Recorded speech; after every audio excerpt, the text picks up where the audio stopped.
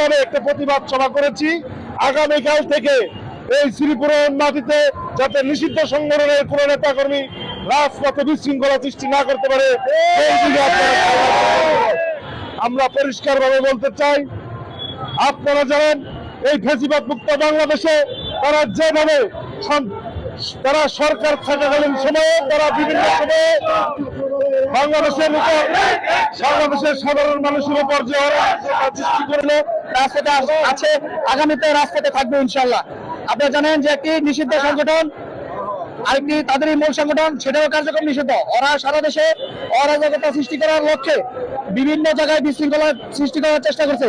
আসলে তাদেরকে কে উস্কানি দিচ্ছে সেটাও আপনারা ভালোভাবে জানেন যে একটি গুপ্ত সংগঠন। আমরা প্রাথমিক